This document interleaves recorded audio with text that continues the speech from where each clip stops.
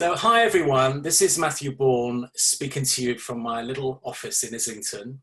And I am here today to chat with our original NACA winners from 2012, James Cousins and Tom Jackson-Greaves, for a little catch up. We'll find out what's been going on in those years since and what they're up to at the moment. Thought it'd be a nice time also to present some of their work online for you. So we'll tell you more about that later. For those of you who don't know what NACA is, it stands for the New Adventures Choreography Award, or Choreographer Award, I should say. And it was actually 10 years ago when it came about, because it sort of coincided with my 50th birthday. And it was a gift, actually, from all my friends and colleagues got together for trying to think of something to buy the man who's got everything. And they gave me an award to give to other people, which was wonderful. But I've always had a great passion for encouraging young choreographers in any way that I can, be it through this kind of help or just advice or whatever really, support in any way. And it seemed like a perfect gift at the time, and to sort of focus it a little bit more, stuff that I was still thinking about and doing anyway. And enabled us to create this fund whereby we would find a choreographer or two or three to support every other year, actually, is how it's been working, almost. And it took 2 years to get the ball rolling. So the first award was actually in 2012, 2 years later, because we had a sort of build up towards it, a year of build up towards it. And since then, we've had one every 2 years. The last time, the second award was won by John Ross, was the second winner, and then Jamaal was the third winner. And then we sort of changed the idea of the award a little bit later on, 2 years later, to incorporate a young associate choreographer in our production of Romeo and Juliet, and that was Arielle Smith. So we sort of did it in a slightly different way. But when James and Tom were involved, it involved them creating new work to be showcased, basically, for the world of dance, to come and sort of find out about this great talents that we've found. And that's what we're going to talk about eventually here today, and how that's affected their careers. But to start with, I just wanted to ask each of the guys here to give us a little bit of background as to how they got into dance in the first place, where they trained, how they got the little road to becoming a professional dancer stroke choreographer. So should we start with you, James? Okay. Yeah. My first memory of dance, I guess, or the thing that made me want to dance when I was young was river dance. Seeing originally the video before I eventually got to see the show, and just being completely like overwhelmed by the number of people and the energy of it, and always trying to learn Gene Butler's bits, not Michael Flatley's bits, at home from the video. And then later on, learning Britney routines, as Club 7 routines, before really beginning to dance properly at secondary school when we started having lessons. And it was all just in school, and then gradually doing after school clubs and youth companies that were attached to the school. So it was a very kind of creative and enjoyable like early dance experience for me. There was no kind of ballet exams, modern exams. Lots of people coming in to create work on the youth companies, so doing lots of creations. So I guess I was always kind of exposed to making dances and choreographing quite early on. So I feel like that had quite a big influence in what I wanted to do before I went on to train at the place, where I was there at the same time as Tom as well. And yeah, I think I always wanted to choreograph. I think I actually remember saying in my interview for the place that when they asked you that question of, oh, what do you want to do, sort of thing, saying, oh, I'll dance for 10 years and then I'll become a choreographer, because I thought that's what you did. So, but obviously that the award from you kind of accelerated that, or shifted that trajectory quite quickly. But I think that was my background in a nutshell. What about you, Tom? Weirdly similar in lots of ways to James, but I grew up with both my parents were musicians, and so I was kind of hugely influenced by music all the way through my really early years, and then decided that I didn't want to be anything like my parents. So dance seemed to be like the kind of, I don't know why. I think maybe I did watch River Dance on video as well. I had like some old movie musicals on video, and it's so true actually. Like Steps, S Club 7, Spice Girls, those bands. Like you used to be able to get the CDs, and then they had the dance steps in the CD. Yeah, I had that with Lolly, Hey Mickey. Hey Mickey, the pom-pom routine in the CD cover. we have some really weird similarities, James and I, between, like, with our kind of, I think, our likes and our kind of influences. But I decided, actually in primary school we had someone come in and do a dance class with us, and they did a dance class about plants. It was very contemporary, and they tried to I think my year group had to be were coffee beans. And like we had to wear we had a costume that was all brown and hideous, and we danced as coffee beans. And I remember going home and being like, I want to be a coffee bean. Basically just had the best time. But yeah, no, so I had like a really early influence at primary school, and then my mum was really great, and she supported me and took me to, well, she kind of forced, she was like, if you're going to do it properly. So I went and did ballet classes, and but contemporary was always my kind of main love as a young dancer, and I did as much as I could, and like my influences were so not where I've ended up, which I think feels quite interesting. Like I look back now and at the work that I was super kind of excited about as a teenager, and it was like very kind of abstract contemporary dance, and it was my favorite company were Australian Dance Theatre, because they were touring over here a lot at the time, and that kind of really athletic visceral movement was like what I really wanted to do as a teenager.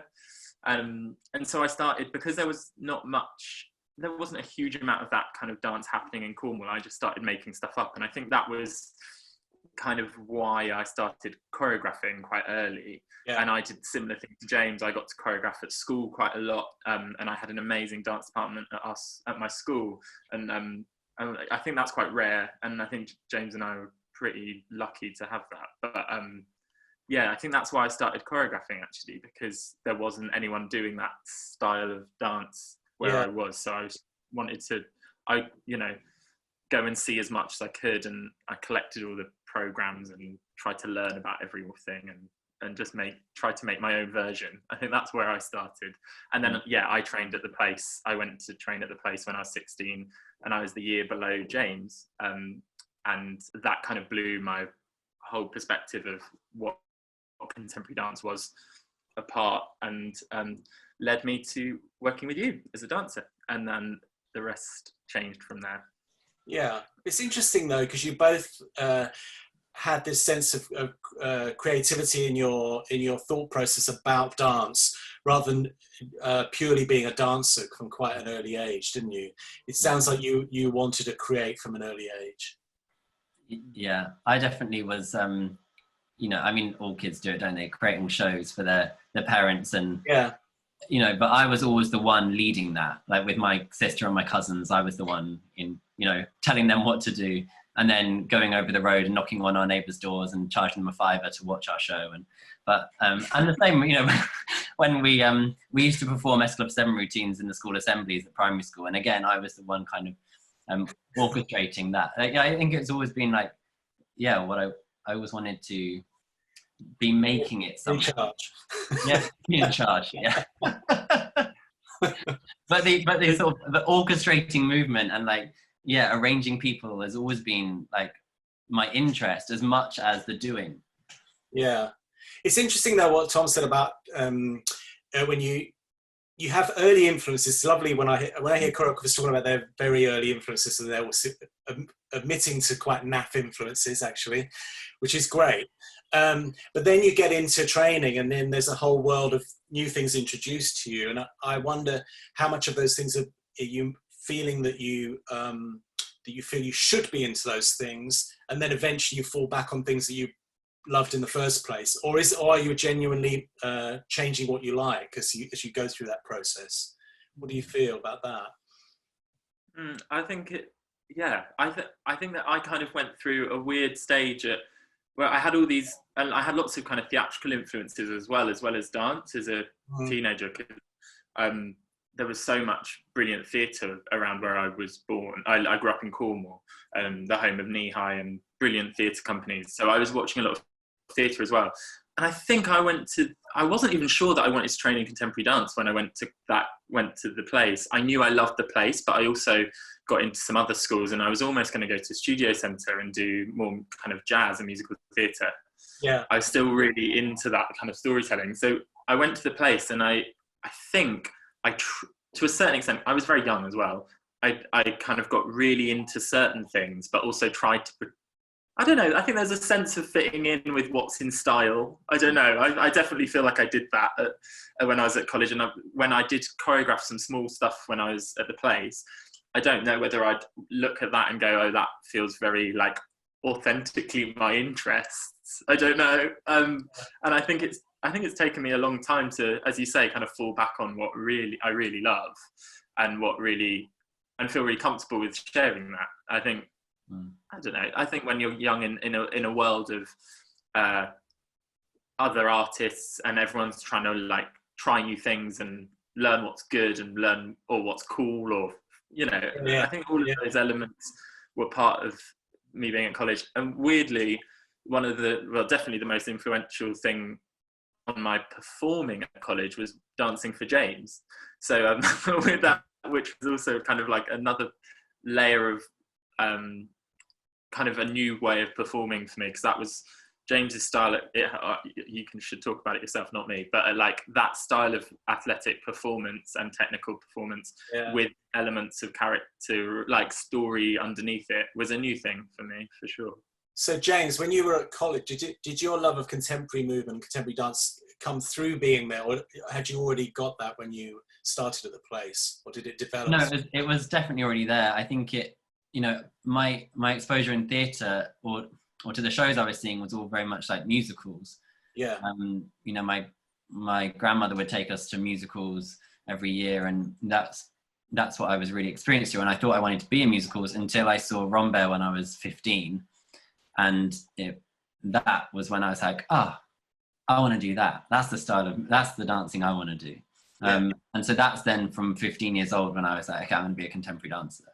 And so that love was definitely there. And I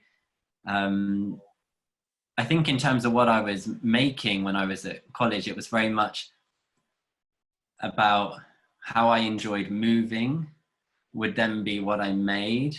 And I guess in terms of the work I was exposed to as well, I enjoyed the work or enjoyed the shows that I thought I would really like to dance that. And so, and that's what my taste was influenced by, I think, rather than shows that necessarily like moved me or I really connected to on an intellectual or whatever. It was just about, that looks like I want to dance that, so I really enjoy that. And then I think that's what influenced the work I made as well. So following on from what we've been talking about, you both started choreographing professionally, really, at a very young age in terms of your career as a dancer, having left college. Both of you, as you said, danced for New Adventures at some point. But you already had this instinct to create. And I wonder how it came about that choreography became the main thing for you, or was it just circumstantial in a way? Or did you always feel, like you were saying, you danced for 10 years, then you become a choreographer? I mean, sometimes people see it as something you do when you stop dancing, as if it's sort of like teaching or something, but realizing those things are very skilled professions as well, So how did you feel about that transition into being a dancer and then a choreographer quite quickly? For me, that kind of love of making movement was always there, and I think I was super lucky that when my first few years of performing were working majority of the time with New Adventures, and I felt very much supported to be involved with kind of the creative process while working as a performer with you, especially when we got into well, I also felt like I could have conversations with you about that side of what I did, and with other people in the company. And so even though I wasn't really focusing on choreography when I came out of college, I still felt like it was in there and being supported. Yeah. If I think back when we were creating show, we actually did create a full show together with Sleeping Beauty, and you were very involved in the creation of some of the movement for that.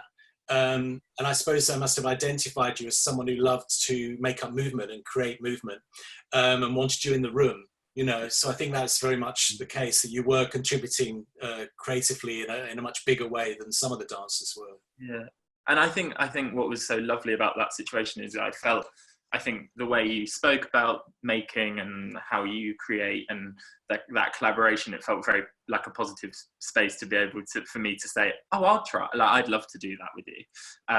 And so, yeah, I feel like those influences were all still ticking away. And then when I decided to take a step back from performing, I basically after doing 4 years of quite extensive touring, I kind of went, actually, we had a conversation. I went, actually, I think I need to take some time out of touring for a little bit, and maybe think about choreography and think about other things. That's when for me, it's suddenly things started to click in a different way, and connections as a choreographer, weirdly, more in theatrical settings, started to kind of come up more regularly than I'd expected. And so I kind of was in this, I think in this kind of middle ground where I was going, I still want to perform and I still love performing, but there's these opportunities that are really exciting and feel really different and new, where I can maybe choreograph a musical or do movement direction on a play, or, you know, those sorts of, and I got to work with some theatre companies during that time as a performer as well for short contracts. You know, there was these new things cropping up, and I think I just went, yeah, I'll try it. And I don't think it was massively, I didn't actually plan it, but I think within a couple of years I wasn't performing at all, and I was working pretty much full time, and I have been since, within the theatre sector. So mostly as well, I've still been making my own work when I can, but it's been every other year. We're more in the choreographing of theatrical plays and musicals and things. Yeah, I get it. But I guess the question to you, James, really is slightly different to Tom. Is that my memory of you at the time when you left college, it was that you were very much already had the idea of creating your own company right from when you were at college. Even, you know, you had an identity in that way of wanting to create your own world, to create your own company. And I wonder if when you actually left, did you see yourself as going directly into a career as a choreographer, or was there some yearning still to perform? And you did come and perform Swan Lake, and I you enjoyed that experience, but you were very much already sort of thinking of yourself as a company director with your own style, weren't you, I think? I was, I think. I mean, I definitely wanted to perform, and like you say, I finished school and went straight into Swan Lake, which was incredible, and then, you know, carried on performing for a couple of years after that in various different companies. But yeah, as soon as I finished Swan Lake in December, I then created a piece for Resolution at the Place, which was then shown in January. So I think, you know, I was always thinking about both, but I guess I didn't ever think it would happen as quickly as it did. And obviously winning the award kind of allowed or helped me do that, and gave me the platform and the structure to do that. And yeah, I loved it. And I think I've always, in a way, got more of a buzz from being in the audience and sitting and watching my own work on stage than I did from performing. and I think the moment when I really realized that was when I went back to do Swan Lake with you guys 4 years later. Someone got injured, so I jumped in for 6 weeks, and I loved it. Like, I loved going back, and it was amazing to be performing again. But I was like, that's when I really realized, I was like, oh, the buzz I get from this is nowhere near the buzz I get from being part of the creative process and seeing the work on stage. So yeah, I think there's so much in a way, I guess I wish I carried on performing a bit, because I think you learn so much from performing. But I wouldn't change it, I guess, from how it was. I mean, when you got the NACA award at that sort of early point in your career, what did that give you, do you think? How did it change your view on what you were doing? Did it allow you to think big and think more seriously about this idea you had to have your own company and take that forward?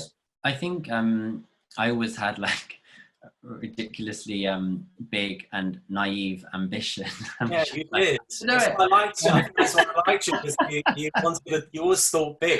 Yeah, I just see big. I'm like, I'm gonna do it. It's gonna be big, and it's gonna be great, and it's gonna tour the world, and it's gonna be amazing. And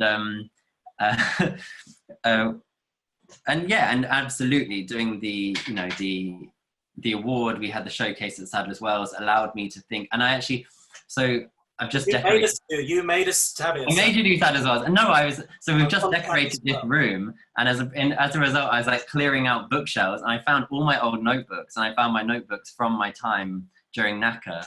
And so I was reading back through these notebooks, and I found a page which was like, do we do it at Limbury or do we do the show at Sadler's? And I'd written these lists of pros and cons for each. And, and I remembered that moment of going, okay, well, I know I can do the show at Sadler's Wells, but I'm not going to be able to tour on that scale of Sadler's Wells immediately, obviously. Yeah. But it will allow me to do a really big show, and just to go like, okay, here's a big vision, and here's some big, and but I did 2 pieces. So I did that really big piece, that huge, like, okay, wow, wham bam, whatever. But I also did a duet and a more tourable piece. Yeah, a more scalable piece, and a piece that is still being toured today. And brilliant. That's why. And actually, it was before making that, and it was actually you who I think told me to make that smaller piece as well, or encouraged me to make that smaller piece. And I was always so nervous about making a duet. Like, I didn't want to do a duet. I wanted to have lots of people. In a way, I think I hid behind having lots of people on stage. And I felt comfortable with, moving 10 dancers around the space. That was just like really easy for me in a way. Like, that was just something I was quite naturally able to do. But to just put a duet on stage felt so exposing. But was the biggest learning curve, and the thing that I'm so grateful for you encouraging me to do, actually, and as a result has, I think, totally shaped my career since. Well, the simplicity is the hardest thing to pull off sometimes, because it's the scariest thing, because it's what it is, and it's not, you can't get away from that. I think that's a duet is always difficult, I think, solo-y. Coming to solos, Tom, you chose to do a solo for your piece, and you performed in it as well. Yeah. So you're still performing in your work at that point. You have done since as well, your own work. Yeah. How did that experience feel to you on the Sadler's Wells stage? It was absolutely life-changing, 100%, and mind-boggling that it happened. Like, I think back to, I can't believe it happened. But I was, I think, Jane, I was really lucky that I got, just because I was the runner-up, so I got to make one piece, and it was a solo, and in lots of ways I feel really lucky that it was only that, because I don't think I would have at that stage been able, I think you guys made the right decision, I don't think I would have been able to do that big a vision that James did for the whole evening. But so I was lucky enough to make a 20-minute solo on myself, and it was the first piece that I'd made out of college. So it was, in lots of ways, I'd done lots of small things where I'd been learning since I'd left college, but this was my first piece of professional work that I'd made myself. And I knew that I wanted to try and do something that felt theatrical and was narrative led and kind of felt current. And I had these big things that I'm like, these are the things that really excite me. I've been working with Matthew for 2 years, and I want to tell a story. So I had these big things in my head, and I'd never put them all together before.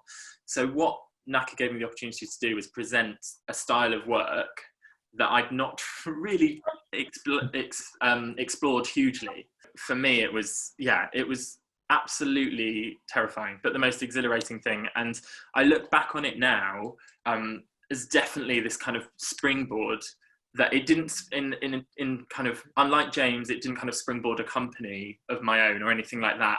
But for me, it's kind of sprung me into delving into dance theatre, I think, is the biggest, and how I could tell stories through dance, and how I could tell stories that felt true to me and what I want to talk about. And that's what I still talk about. Those values that came from NACA are the things that I talk about now, 8 years later, where I am now in the process of launching my own company at last, and have been trying to do that for about 3 years. But like those kind of starting points from NACA have continued all the way through to now, 100%. So in the next question, sort of both of you really, is in those 8 years, what do you feel has changed about the work you do? How would you describe your work then and now, or what changes have happened? What sort of is more or less important to you now? James? Well, back then I was really interested in the physicality. Like that's what drove me. Yeah, I wanted it to be physically exciting, physically huge, physically like overpowering, for you to feel the energy of the dancers as an audience member. And it's actually because of making the duet Within Her Eyes that I think that sort of planted a seed that has then grown throughout the last 8 years. And Within Her Eyes was like, it's a very physical duet. It's the duet that you guys have shared this week on your Facebook. And that's right. Yeah.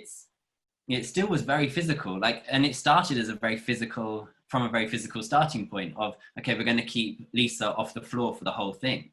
So it was a physical challenge, but it also had a narrative journey through it as well. And I think it showed me that I can do both.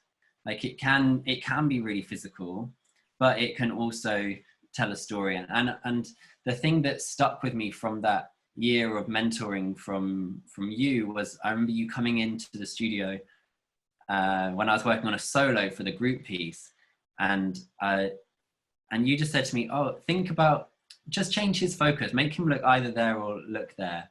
And by doing that, by adjusting the focus and watching him do it, the dancer do it again, suddenly I was like, oh, there's a story here in what he's doing, and so I guess a combination of those things is like stuck. And now I'm more and more interested with each show about it being a narrative journey through the piece, or there being character, there being relationship. And I think whenever I'm looking for like inspiration for the next show, it's like, what relationship do I want to convey? It's about the people. It's no longer just about physical abstract beings in the space. Like, they are humans, they are people, and they are expressing things from all our lives. And when we're watching dance, we're seeing those people and we're seeing their interactions and their experiences, and we're connecting to them on a human, personal level. So that's where I think my NACA planted that seed, and that's just grown. Great. I mean, that's a great journey to have gone on. I think because you can do the stuff you did early on, you can still use that if you want to, in a way, around subject matter that sort of makes you feel something.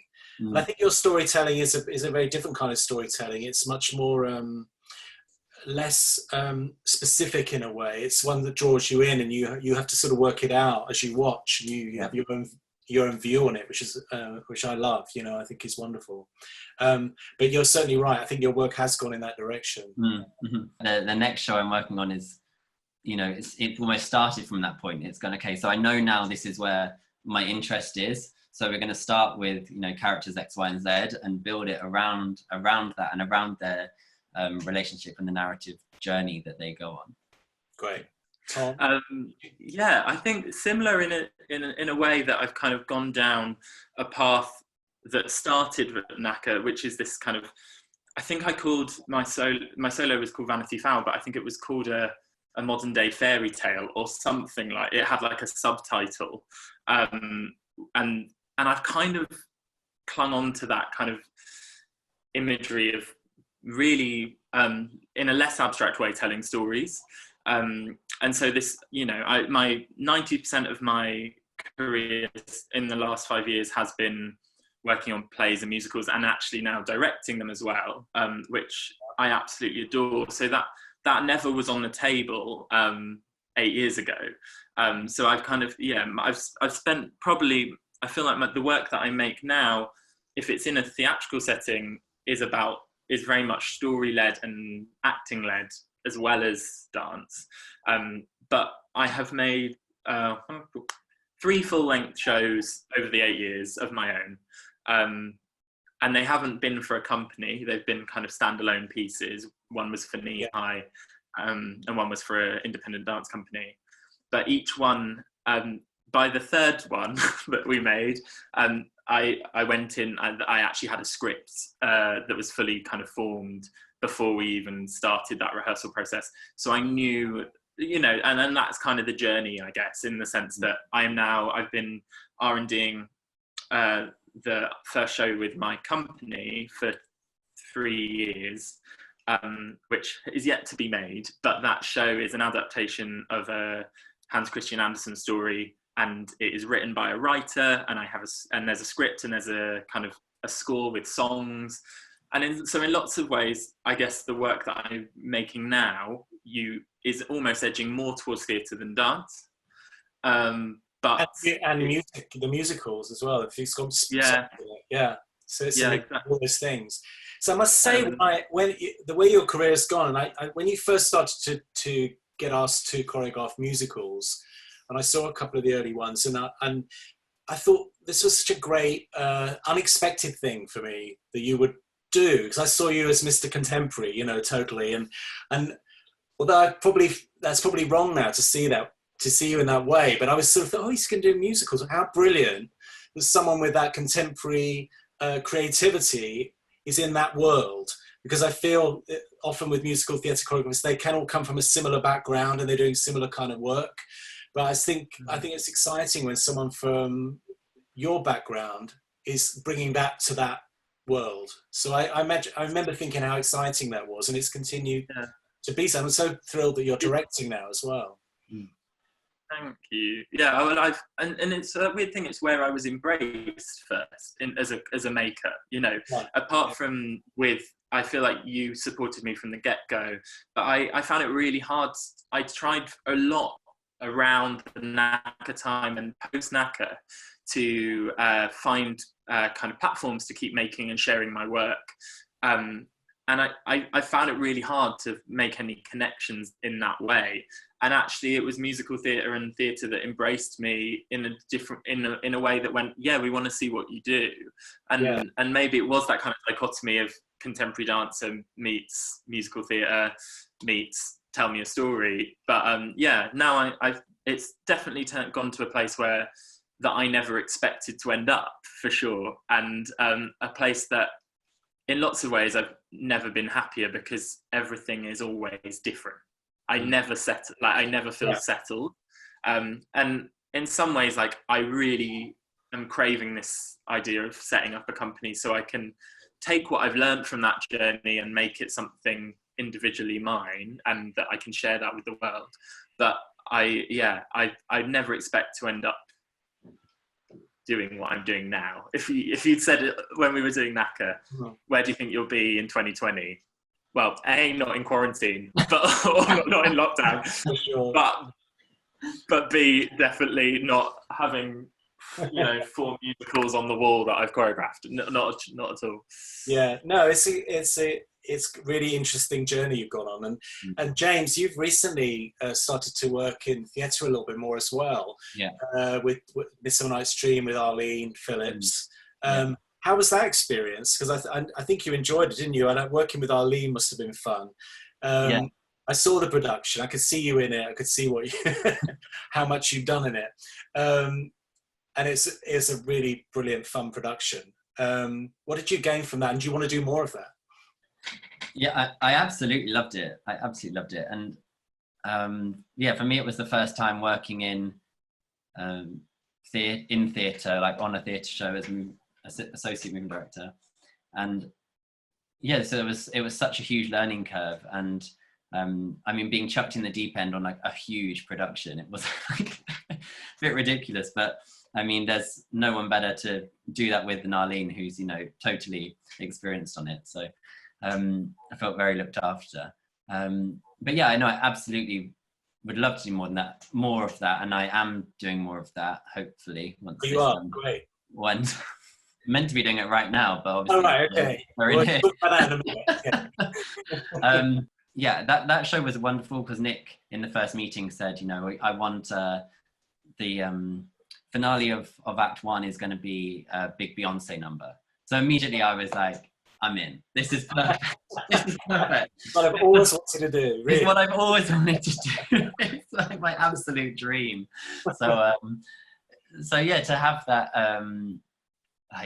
to get to create those things, which I guess when I'm making my own work, I sometimes would restrain myself from doing that, but I can't put a Beyonce track in, it's serious contemporary dance. And then to have Nick Heitner say to me, okay, well, I want a Beyonce number. I'm like, great. And then it also makes me think like, oh, well, maybe I can be more playful in my own work as well. Why am I not doing that in my own shows as well? So it's taught me a huge amount. People love you for that. And I felt that in my own experience of working with directors was so important to me in learning about what I do. And I felt it was an incredible advantage to work with some really great directors early on in my career, and then bring that to my own company and what I'd learned from them. And I really credit them with the success of New Adventures in many ways. It's having that director's mind as well. And I think you both had that experience now, working with really interesting directors and the best in the business, really. Emma Rice, Nick Heitner, brilliant people to work with. So I think we can learn so much from that. I wish other choreographers had that opportunity sometimes as well. It's massively influential. Like I just want to back that up in the sense that even as a choreographer in any field, if you can get in a room with even just to watch a director that you may not know work, and every director is different, obviously, but I think some of the most influential moments of the last few years for me have definitely been working alongside other directors, and seeing what they bring to the room, because often you get a chance to sit back and if you're actually directing yourself, you're all like this all the time, like trying to think what's coming next, and you actually do get the chance to observe and think a little bit, which I find great, when I get that opportunity. Very rare now. Yeah. Next thought really is about what's going on at the moment, and how what is currently happening to our lives has changed our careers to a certain extent, and where we're at, our lives, let alone our careers. But I just thought we should reflect a little bit on that while we're here, and what for you have. Firstly, I think we should say, well, what are the negatives been? I think it's important that people know this, that I know we're all encouraged to be positive all the time, and we want to be positive. We want to lift people up. That's our natures as artists and directors, performers, choreographers. That's what we want to do. But it should be acknowledged that we're all going through a tough time, and it'd be interesting for people to know what work have you actually lost at the moment in this period, and what are your fears for the future, James, start? I mean, you said you were about to start something now. Yeah, so I mean, we're meant to be starting on a new production at the Bridge Theatre, in which I'm movement director and associate director, but that's been postponed until when theatres reopen, and then obviously the stress of trying to keep a company afloat. You know, Tom, it's lucky you don't have one, because you know the stress of being like, okay, well, I have these people who work for me, like I need to make sure they're okay, and you know, so and all that. And I'm very grateful to the Arts Council that we've been given support from them to help with that. It's a funny thing, isn't it? Because you try and stay positive, and in a way you go like, well, really, I'm in quite a privileged situation. I'm not stressing too much about money, and I don't have kids to homeschool, and I don't have, you know, all these things. And but I think as a person who works with movement and with other people, and the way that I work creatively and always have done is in collaboration with the dancers that I work with. I've never really, I mean, maybe way back in the very first pieces I made at school, went in and taught some steps, but that's just not how I work anymore. Like, I love to get things from the people I work with, and I always, before, whenever I make a piece, I'm like, I need to plan. And I sit at home and I'm like, I just can't think by myself. And then I get into a studio and I'm like, great, and I'm at home, you know, when I'm with people in a space and I can be physical with them and I can move with them and I'm bouncing off their energy. That's where I thrive. And that's the thing that we don't have. And that's the thing I'm really struggling with. So I started lockdown thinking, great, I can use this time to, you know, plan the next shows, and it's going to be, you know, but then I just feel completely creatively blocked, because you know, we can have conversations like this on Zoom, but I'm not getting any energy from you. I'm not feeling, sorry, Tom, give me more. Like, I'm not, no, like it's a completely different thing. And so, yeah, that's been the struggle for me, I guess. Yeah, absolutely. Tom? Yeah, so I had 3 shows either stop or get cancelled before lockdown even started. So I had Priscilla on tour, King John at the RSC, and I was in rehearsals. I was directing a musical at Guildford School of Acting, and they all stopped before before lockdown. So that was actually, like, that was in some ways the hardest time for me. It was that kind of impact of thinking about all those performers that were out of work, thinking about the students I was working with who didn't get to share their third year show. You know, that was, for me, I think emotionally the hardest point was that first week or so. And since then, yeah, I've lost all the rest of my work this year, up until potentially I'm directing a show in October, so fingers crossed. But one that I think you would love, Matt, was I was meant to be doing Meet Me in St. Louis at Grange Park, yes. Which would have been really, really joyful. And we were meant to be in rehearsals now. And some other shows in the summer, and my company's first show was meant to be opening in September. So we're not going to we're not going to dwell on that. We'll come back to that. That'll come back in the future. But thank you to New Adventures in Knee-High, because together with support of those 2 companies, I was about to be able to do that. So, but that will come back. I'm the same as James. I think that my first worry was about the people that were working not for me but in my shows, and that I continue to worry about that. And for myself, I knew that there were certain ways I could live frugally very quickly. I don't have a huge amount of savings, but I knew that. So I've just spent the last 7 weeks living in my mum's spare room in Cornwall. I left my flat in Brighton and lived in Cornwall and did food shopping once a week and did lockdown properly and saved loads of, like, didn't spend. And we've just come back to Brighton to our empty flat where we're still in lockdown, but we starting to think about maybe getting other jobs and things like that to try and keep going. But like the only my gut reaction was panic, and emotionally I like to feel in control.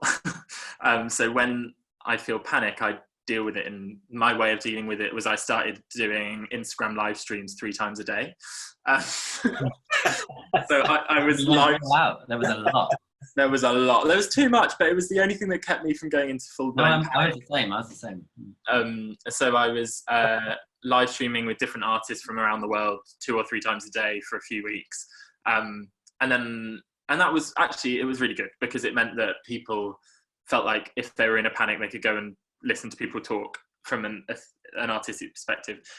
I stopped that for a little while, had a breakdown, and I'm now starting to, like, I'm putting stuff out on social media to try, basically to keep me going, and to keep other people ticking over. So I'm teaching musical theatre rep once or twice a week, and I'm doing Q&As, and I'm you know, starting to try and teach for some schools and, you know, bits and bobs. And, you know, I think every day we go, what are we going to do today? Not a lot, okay, or we're going to do this today. You know, we're taking it very much, I feel like I have to do it day by day to keep positive enough to keep going.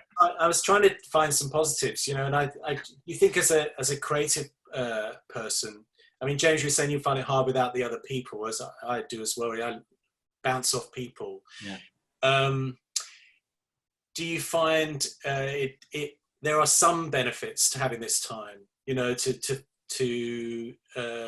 just be quiet for a while and think and read a bit more and watch a bit more and do things that, you know, will feed your work in the future, you know?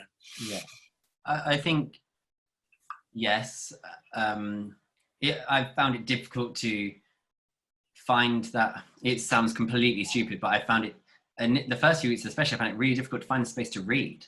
Like, even though I was doing nothing, I was like, I just can't, sitting down with a book, I couldn't concentrate on it for some reason. But I had the same thing. You need the reading muscle come back. Yeah. But I mean, I always used to read on the tube, like, and I'd have, like, you know, at least an hour on the tube every day, and that was my reading space. And somehow in my own home, I couldn't find it.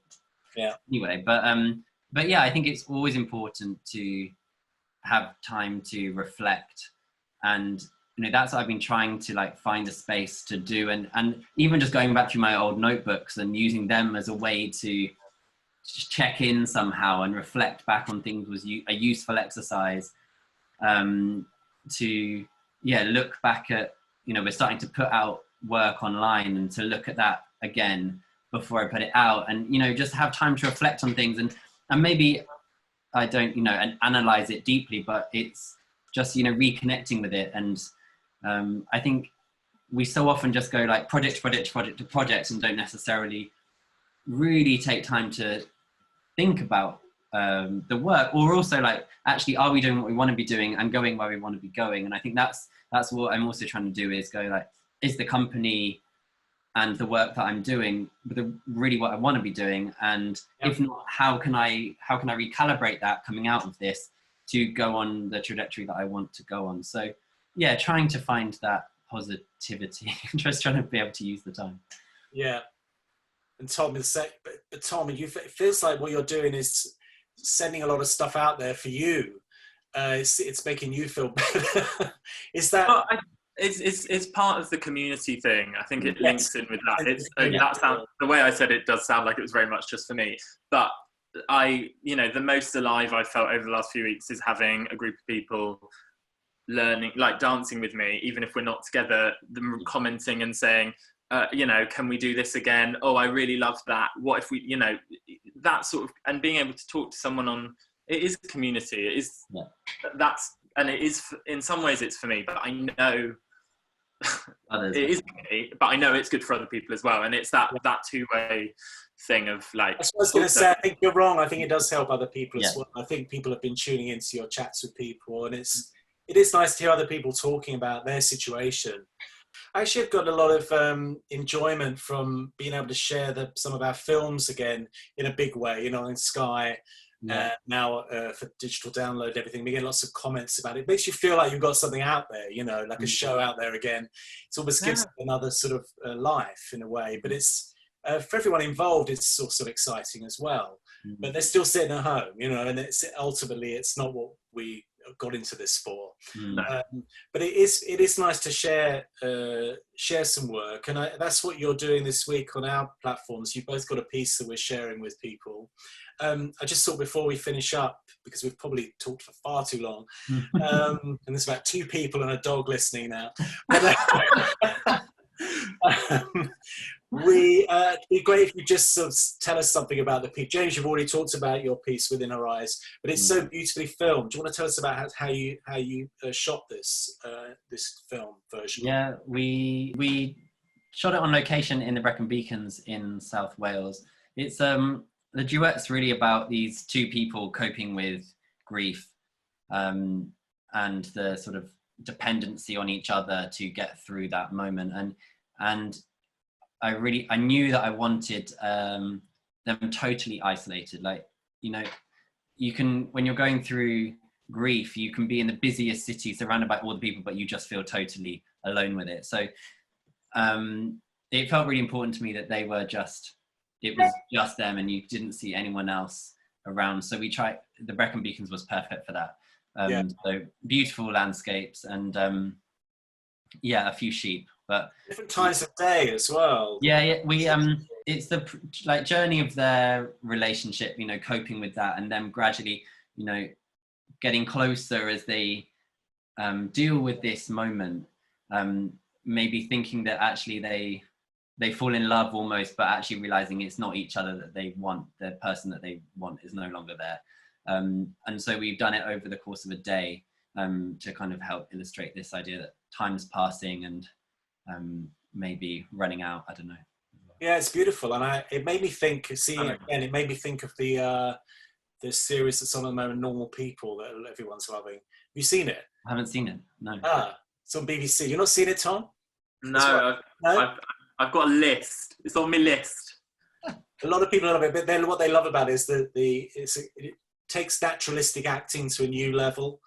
And it's so believable and so touching and very real. It's almost like watching it going into somebody's private life, you know, private world. So have a look. I think it made me think of that anyway. There's sort of that relationship and that the essence of something really intimate there, because it's an amazing piece. I mean, I've always loved that piece, and it's. I'm so glad you captured it on film in this really beautiful new way. So audiences can enjoy that this week on our Facebook page or our Facebook. Yeah, I think it's on Facebook. And Tom, you're sharing a piece from Seven Deadly Sins. Is that right? Yeah. So a section of a piece. Yeah, it's an extract. It's from 6 years ago, so it's quite old. I was just basically thinking, what do I have that I think could be nice to share now? But because it's I thought about sharing my NACA solo, but I thought Seven Deadly Sins was the first full-length show that I made, and it was 2 years after NACA, so it was my kind of the next thing along, and I just thought it was quite. Basically, I loved that show because it took the starting points from Vanity Fair, which were kind of theatricality and storytelling, and took them to another level. But I was quite scared after NACA of what to do next, so we toured really small venues and we did rural touring as well. So we did a tour to village halls and churches and small theatres, and yeah, it was completely.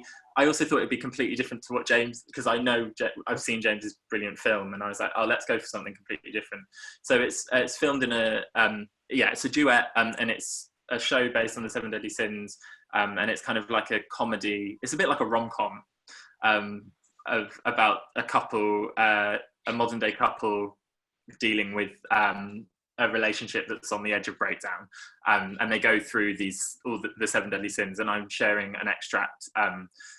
Which is the Lust extract, and it's just 6 minutes, and it's filmed in a tiny little theatre in Brighton. Of Lust. Yeah. Okay. And it's kind of this.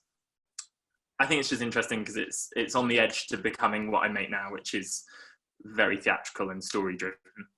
But it's also quite fun, hopefully. So. Right. Well, I hope all of you at home will watch those now we've had a chat about them. I'm going to wind up and say thank you, guys, for being here. It's been lovely to catch up with you in these troubled times, but really lovely to share your thoughts on now and the past and the future. So lots of love from me, and hopefully we can give each other a hug soon, somewhere.